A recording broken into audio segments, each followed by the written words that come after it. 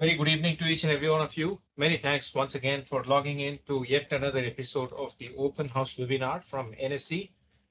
My name is Sriram Krishnan. I am the Chief Business Development Officer of NSE. With me today is Kavita Ahuja, my colleague who heads the Member Services Department.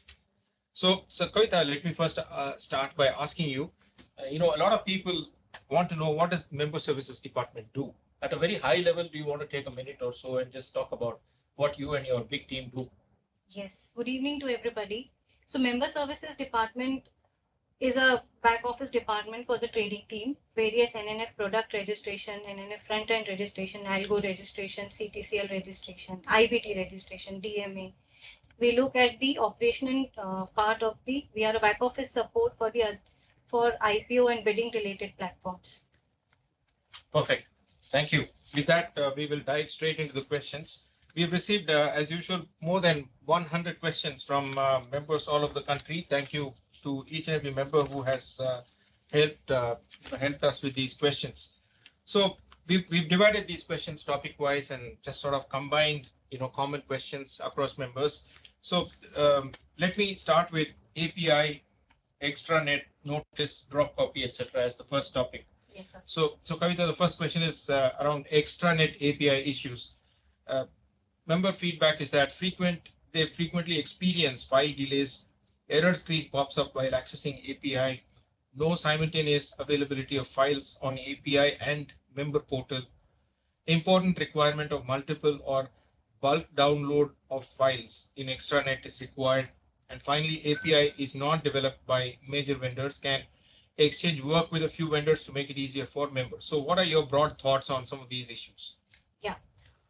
With regards to API, so what I want to mention is that API interface and the member portal interfaces both are two separate interfaces. So there can be a delay of availability of files. The files may not be available simultaneously on both the interfaces together. That there is no major difference of time and they are made available at some shortest possible time on both the interfaces together. We will definitely coordinate with all the vendors who are developing our APIs to provide extranet APIs also. The other comment is around, notice API issues. The comment is that there is excessive delay, total stoppage in trade data fetch, especially on expiry days, bringing the RMS at stake. When will this be resolved? So we are working towards resolving this, but Notice is a web-based platform, and it actually what it does is it takes data from various interfaces of the exchange, that is trading and clearing, combines that data, and then it transmits for the members. And because there is batch processing which happens, accordingly, we have been requesting members to look at using the drop copy, which is a more reliable source of information. It is much faster as compared to Notice. Now, around drop copy, the question is when order level data will go live, number one. And number two, can multiple logins be allowed? Because some of the members have said it's required for head office and branch level RMS purpose. Yeah. So drop copy order API is in development and we'll make it available soon. Probably by this year end, we are planning to make it live. And there is a single sign-on mechanism available for drop copy. So with a single user can log in at only one location, but we have given multiple logins across users. So a corporate manager, branch manager, and dealers can log in separately, but they can log in into an interface only at a single location, not in multiple locations. Okay. We move on to the next topic, which is around connectivity, which is both normal and Colo. Yeah. The first question that a lot of members want to know is about cross connects. When will this facility be actually live? Some of the members have, queried that recently there were some mocks conducted around cross connect. So is it all up and running, and the cross can connect, you share your thoughts around it? Yes, so cross connect will be made available by mid-September. We are planning to go live by mid-September with the facility. Can Colo facility be availed through internet connectivity? Because they are saying that CAS, which is shared Colo, is available over both lease line and internet. Currently, Exchange facilitates connectivity mode only through lease line, and Colo is also made available only through point-to-point connectivity, point-to-point lease line. So Exchange does not facilitate internet as a medium of connectivity. So it's basically an incorrect understanding. Yeah. Which we are now clarifying over this broadcast. Yes. Okay. Can a member connect to the exchange from two data centers simultaneously using the same software? Yes. So member can have two separate connectivities to both the data centers, and member can use the same software over both those connectivities. There is no restriction. One of the members wants us to provide a brief understanding on IP-wise message rate allocation for mother and child IPs. So mother and child IP concept is available only on WAN network. So exchange allots one IP when a member applies for connectivity, and that IP is the mother IP. Member can ask for 9 child IPs under that mother IP, and member can then divide the message segmentation across those 10 IPs. So if a member has availed 100 messages connectivity, he has to divide those 100 messages across those 10 IPs. That is the mother IP and the child IP. At any point of time, he cannot exceed the number of messages what they have availed for connectivity. So how does this allocation work? For example, So it is member choice. So if he wants to allot say 10 messages to first IP, 10 messages to second IP, or maybe he wants to go 20, 10, 5 like that. Any method is acceptable. Yes. Okay. In case a member breaches the message rate limit set for a segment, will the member be restricted to place orders only in that segment, or will he be restricted in all segments? It is segment based. So if a member breaches a limit for a segment, he's not restricted from placing orders in the other segments. Okay. Some of the members have asked us to review the possibility of optimizing the message rate charges. I think this is a question that keeps on coming up from time to time. Yes. We've already answered this in the member meets. We will review it once in a while, and if there is an update, you will hear from us. Yes, sure. Okay. Looking at various challenges, member requests. One of the members, they're requesting us to provide more leased line service providers for across POP. For example, particularly managed service, taking reference of the recent enablement of Ticona and Microscan only for self mode and select POPs. So we are working towards appointing more service providers. Ticona and Microscan will also be enabled for managed service model very soon, and other service providers also we are trying to bring them on board. Okay, one of the members has said lease line processing timeline is very high, almost more than 2 months, which hampers infra development of new and existing members. TAT reduction is requested to bring this within 1 month. We have highlighted this to the various service provider, but this is totally a process where there is third-party dependency. So there is no lag from the exchange end, but we have been actively involved with them to tighten the timelines. Understood. Okay, with that we complete this topic around API, extranet, notice, and drop copy. The next topic is around approvals. Can in-house NNF approval charges of 1,50,000 rupees be reviewed as it becomes an entry barrier? We have already reviewed it. It is under review process, and we may do away with these charges. We will announce the same to the market very soon. When can we expect the circular or announcement? In September. Okay. Members in-house IBT and STWT approval keep getting changed from time to time.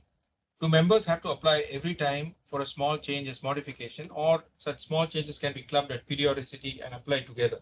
No, that is a SEBI requirement. So any change at member end needs an registration at the exchange end. Okay.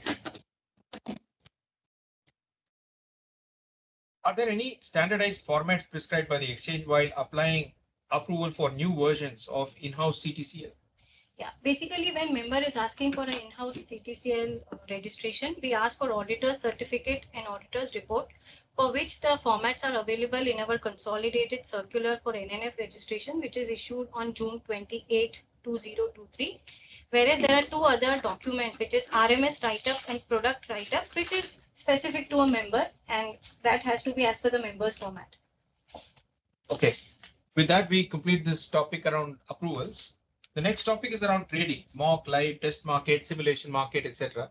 So the first question or rather feedback is that during mock trading, any change in mock timings or contingency switchover messages should be broadcast or published on website under mock section. This helps as during many mocks, timings defined under circular get changed. We have taken this feedback And we will try to publish this information on the website. Okay. The next issue is around broadcast issues which are faced in test market for all segments, especially around 5:30 p.m. How do we plan to address these issues? So we've already taken this up with our technology team and we are working on it. However, these can be specific incidents with the member. So if there are any specific incidents being faced by the member, they can get in touch with us, or MSD department, they can report to us. Okay. Member requests a reduced timeline to get simulation market ID creation done, which takes about 15 days time currently. Currently, this timeline has been reduced to 1 week. So the process is that we copy all the masters available in the live environment, that is member master, user master, everything is copied to the simulated environment on every Friday EOD, and then it gets updated every Tuesday. It is available to members for consumption. So earlier that was happening fortnightly basis, now it is weekly basis. Okay. Another member has said, please prepare and publish a ready reckoner document for test and simulation markets with stepwise paths, key configurations, and important pointers. We already have a very detailed FAQ available on our portal with regards to test market environment and simulated market environment, which will answer all their queries. Under the FAQ section for trade technology, it is available. Okay. Another member says, please allow trade-wise client code modifications facility instead of order-wise modifications, or both options can be provided. Is that something that we are considering? The rule for trade modification is based on order level and it is not available at the trade level. So any client code modification which is done last for any trade, it applies to the whole order. There's another piece of feedback which has come in, which says bulk trade modification facility is currently available for CM segment. Can it be made available for FNO, currency, and commodity as well? The bulk trade modification facility in other segments is available through our APIs. The members can use the same. It is being made available already. Oh, it's already there. Through APIs, yes. Okay. The next query is to check if there is any interpretation difference between MSD and surveillance for treatment of algo and non-algo orders. Is there any threshold limit after which orders sent by NNF ID be considered as algo? We obviously are not in a position to disclose this threshold limit. We've said that in the previous open house webinar around the surveillance circular. Is order slicing considered as algo? This also we had addressed, but do you want to still say anything further on this? If order slicing is done manually through human intervention, if it is a file upload or a batch upload, then you can consider it as a non-algo order. But if it is through a machine, then it is to be considered as an algo order. The next question, Kavita, is from a member who wants a clear understanding on categories of clients allowed under DMA facility. Who are allowed as per policy? Is there any difference in the approval process? Any additional compliance requirements, etc.? Currently, we allow institutions, primary dealers, FPIs, and body corporates, including LLPs for DMA. Exchange is reviewing the process to include all client categories for DMA purposes. Okay. The next query is, please explain stepwise process flow for DMA, especially for first-time members. Documents needed, approval timelines, allowance of need or CTCL front-end to DMA client, formalities to carry for it, connectivity modes allowed, etc. We have outlined the detailed DMA process in our consolidated circular for NNF registration, which is issued on June 28, 2023. And the exchange SLA for processing of DMA application is T+2.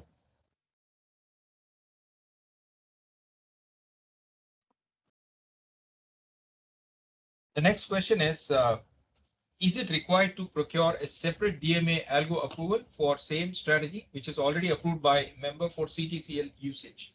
Yes. The CTCL flow and DMA flow are two separate flows from exchange perspective. So even if the strategy is same, the member is required to take a separate registration for CTCL and another registration for DMA. In live market, various NSE and NCL files are downloaded. One of our members is requesting if those can be downloaded during mock trading also.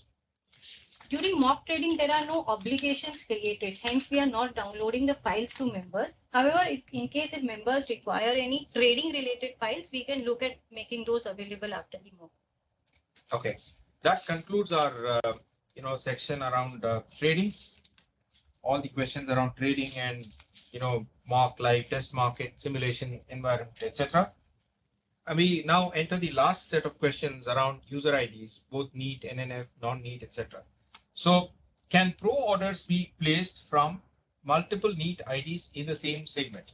Yes, pro orders can be placed from multiple neat IDs under the same segment. The member needs to apply for pro enablement over all those neat user IDs, and but he can apply for same through ENIT, that is the electronic interface for members. And once he's applied for that enablement, however, if member is opting, he wants to have IDs across multiple locations. In that case, they also need to give an undertaking to the exchange, and based on that undertaking, we will enable the pro facility for them. Can pro orders be placed from multiple CTCL IDs under a single neat?